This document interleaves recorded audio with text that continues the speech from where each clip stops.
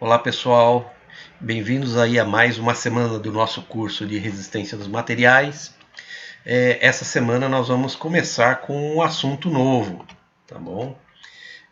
Para recapitular, na última semana nós terminamos aí de discutir o assunto esforço de tração. Então vocês puderam aprender uma série de coisas. Iniciamos aí com o cálculo da tensão interna nos esforços de tração, né? Vocês aprenderam aí tensão é força sobre área da seção transversal, né? Vimos também a questão da tensão admissível, que é a máxima tensão nas condições de projeto que um elemento mecânico pode suportar. E com isso nós aprendemos aí como saber se um elemento mecânico pode resistir ou não a um esforço de tração, né? Comparando a tensão a que ele é solicitado com a tensão admissível do material nas condições de projeto. Nós comentamos também sobre os modos de deformação, falamos sobre a deformação plástica, que é aquela permanente, e a deformação elástica, é aquela deformação que uma vez cessado o esforço, o elemento ele volta à sua dimensão e forma original. Nós comentamos com vocês, e vocês aprenderam, né, como que se determinam as características mecânicas dos materiais principais através do ensaio de tração. E a gente pode exercitar então também como fazermos a leitura do gráfico tensão de informação e como que a gente consegue obter informações dos materiais a partir da análise desse gráfico tensão de informação. E por fim, nós avaliamos aí como que o dimensionamento dos elementos estruturais, elementos de máquinas, consideram a questão da segurança.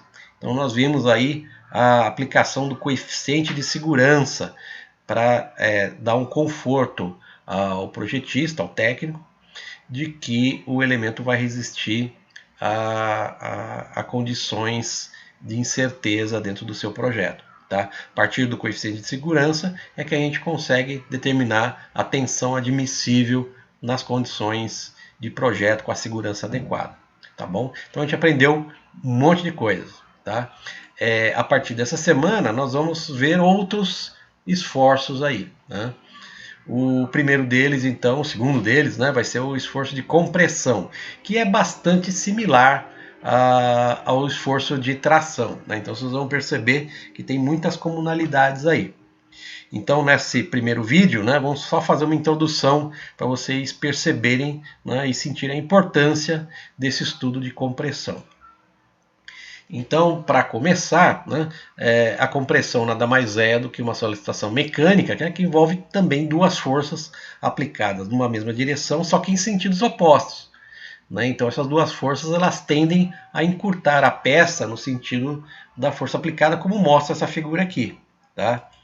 Então, anteriormente, né, a gente estudou esforço de tração, as forças estão em sentidos opostos, a compressão também em sentidos opostos, mas no sentido de comprimir o elemento. Tá? Esse esforço de compressão está presente em várias situações. Né? Então, as duas gerais mais importantes é o dimensionamento de elementos estruturais, né, e componentes de máquinas. E a segunda importante aplicação em processos de fabricação, como laminação, forjamento, entre outros, né, trefilação. Esses processos de fabricação, vocês mais para frente nesse curso, vocês vão ter oportunidade de conhecer um pouco mais, e aí vocês já vão ter essa noção inicial que a gente vai estar passando para vocês de como funciona a mecânica desses processos de fabricação baseadas nos esforços de compressão. Tá? Então, inicialmente, eu queria comentar com vocês e mostrar para vocês algumas situações que evidenciam aí a importância desse estudo dos esforços de compressão em estruturas. Podem ser estruturas civis, podem ser estruturas metálicas também. Tá?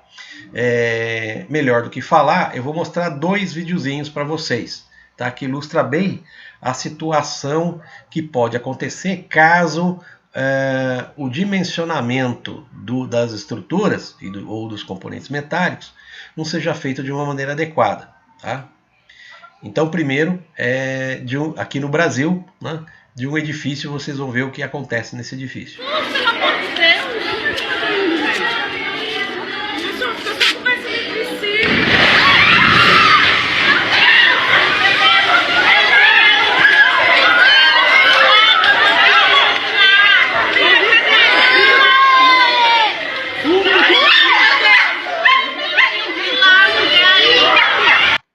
vocês vejam, um prédio inteiro caiu, né? Por causa exatamente de problemas estruturais, né, na estrutura desse prédio aqui, ó, tá? Um outro exemplo, né, vocês vão ver nessa reportagem aqui, ó. Continuam os trabalhos de busca no edifício Andréia, que desabou em Fortaleza. 6 pessoas morreram, 7 ficaram feridas e 4 estão desaparecidas. Hoje foram divulgadas imagens de câmeras de segurança que mostram a movimentação no prédio momentos antes do desabamento. Novas imagens da câmera de segurança interna do edifício mostram um homem, provavelmente um funcionário da empresa que fazia obra no local, quebrando uma das colunas de sustentação do prédio. A polícia, o engenheiro apontado como responsável pela reforma, disse que as obras foram iniciadas no dia 15 de outubro. No entanto, moradores alegam que começou no dia 14 de outubro, ou seja, um dia antes da tragédia. O profissional ressaltou ainda que os pilares estavam com as ferragens com nível alto de corrosão e que a reforma custaria pouco mais de R$22 mil. Um dos sobreviventes, o estudante de arquitetura Davi Sampaio, de 22 anos, que ficou conhecido por tirar uma selfie debaixo dos escombros, também foi ouvido. Ele disse que o prédio começou a ruir minutos antes do desabamento. Ele chegou a fotografar as estruturas danificadas e repassar para colegas da faculdade. Um mês antes do acidente, a síndica fez um outro orçamento para a reforma. A vistoria técnica da empresa detectou pelo menos 135 pontos com falhas estruturais. No entanto, a proposta foi recusada 2 dias depois, porque uma concorrente ofereceu o serviço com menor custo. Continuam. Então vocês vejam, né, gente? Né, as estruturas que foram calculadas, né, inicialmente, durante a construção desse prédio, acabaram com o tempo, por vários motivos, tendo a sua estrutura comprometida, né, por questões construtivas aí. Quer dizer, então todo aquele dimensionamento inicial que foi feito acabou sendo perdido, né, e acabou acontecendo isso, né, desabando o prédio, né.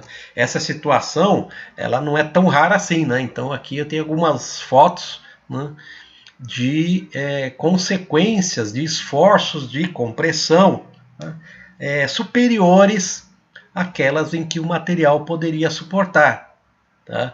E essas situações são catastróficas, né?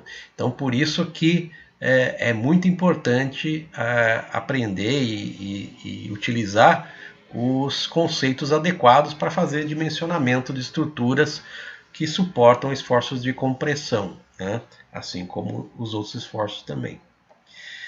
E vou mostrar para vocês, né, uma outra aplicação importante dos esforços de compressão, que são nos processos de fabricação.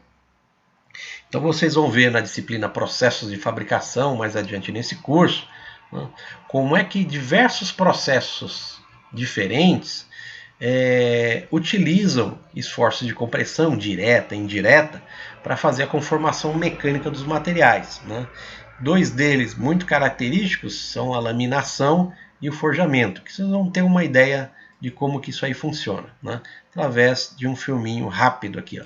Satélites, naves espaciais, aviões, navios, trens, máquinas agrícolas, computadores, fogões, geladeiras e até panelas são resultado do encadeamento de vários processos de fabricação mecânica. Até uma peça simples como esta aqui passa por várias etapas de produção até chegar a uma forma como esta. Depois da fundição, são vários os processos de conformação mecânica que são utilizados até a formação de um conjunto mecânico. Processos como a laminação, a trefilação, a extrusão e o forjamento.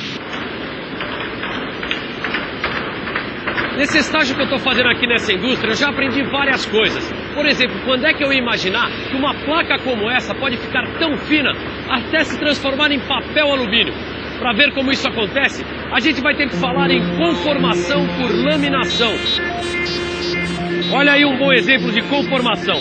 O pasteleiro lá do meu bairro passa a massa entre os dois cilindros e a cada passada ela fica mais comprida e mais fina. Na laminação acontece a mesma coisa. Uma placa de metal é forçada a passar por entre dois cilindros que giram em sentidos opostos com a mesma velocidade. A cada passe de laminação, ou a cada passagem do metal pelos cilindros, a espessura vai ficando cada vez mais fina. Quando passa pelo cilindro, o material sofre uma deformação plástica. Por isso a gente tem que ficar por dentro.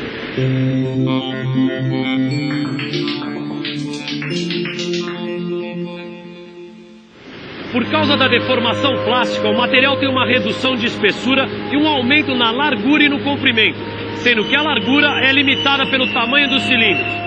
Assim, uma placa de 22 centímetros de espessura pode se transformar numa lâmina de 6 milímetros de espessura e quase 350 metros de comprimento. Na laminação, parte dos lingotes que passam pelos laminadores podem se transformar em produtos de uso imediato, como trilhos, vigas e perfis, ou se transformar em produtos intermediários, que serão usados em outros processos de conformação mecânica, como a fabricação de automóveis e geladeiras. Então, pessoal, vocês viram, né?